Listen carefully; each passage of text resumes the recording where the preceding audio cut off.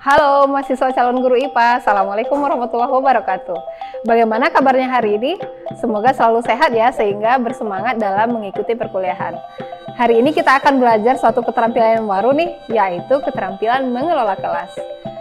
Mahasiswa tahu nggak sih, dalam kelas itu permasalahan seorang guru sebenarnya terdiri atas dua saja, yaitu masalah pengajaran dan manajemen, di mana keduanya mempunyai penanganan sendiri. Pengajaran harus diatasi dengan cara pembelajaran yang baik, sedangkan manajemen diatur dengan cara pengelolaan.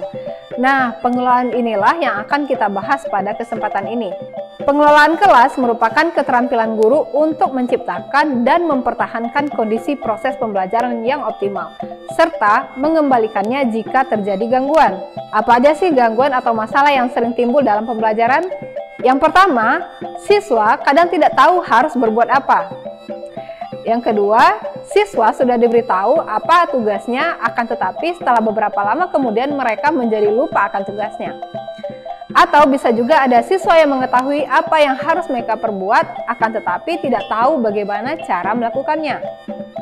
Nah, kemungkinan berikutnya ada beberapa siswa atau sebagian yang udah melaksanakan tugas sebelum waktunya habis, sehingga mereka membuat keributan di dalam kelas. Atau ada juga di antara siswa yang sedang malas dan tidak bersemangat untuk belajar, sehingga walaupun mereka melakukan tugas tetapi tidak secara sungguh-sungguh. Oleh karena itu, penting bagi seorang guru untuk menguasai sebuah keterampilan mengelola kelas guna mengkondisikan belajar siswa dengan harapan supaya terjadi suatu kondisi kelas yang kondusif, memaksimalkan sarana dan prasarana, menjaga ketertiban siswa, menciptakan dan mempertahankan kondisi belajar yang optimal, dan rasa nyaman dalam proses pembelajaran. Maka, dalam melaksanakan keterampilan mengelola kelas, perlu diperhatikan bahwa komponen pembelajaran yang berhubungan dengan penciptaan dan pemeliharaan kondisi belajar yang optimal. Hal ini berkaitan dengan kemampuan seorang guru dalam mengambil inisiatif dan mengendalikan pembelajaran. Jadi, secara umum, pengelolaan kelas terbagi menjadi dua kegiatan. Yang pertama, penciptaan kondisi belajar yang optimal, dan yang kedua, pengendalian kondisi belajar yang optimal. Kita bahas satu persatu ya.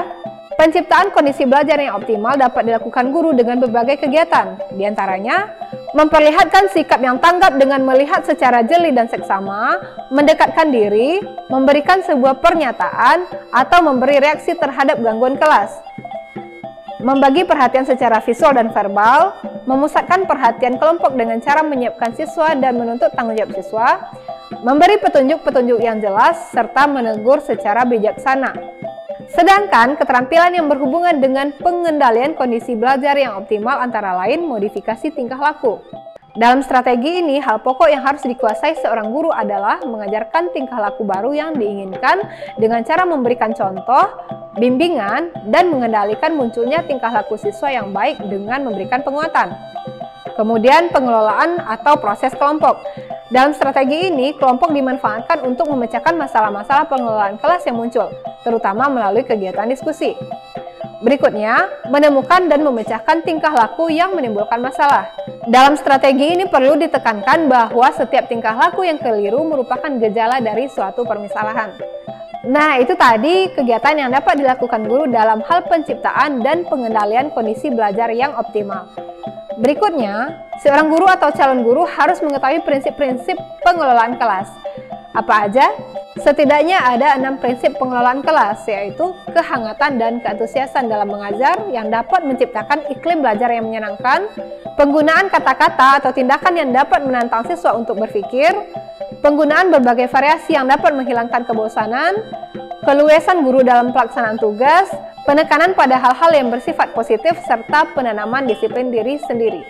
Oke, demikian hal-hal penting tentang pengelolaan kelas. Semoga dapat dipahami dan dipraktekkan ya. Sampai di sini dulu pertemuan kita. Jangan lupa baca modulnya untuk menambah pemahaman kalian. Kita tutup pertemuan ini dengan alhamdulillahirobbilalamin dan sampai jumpa.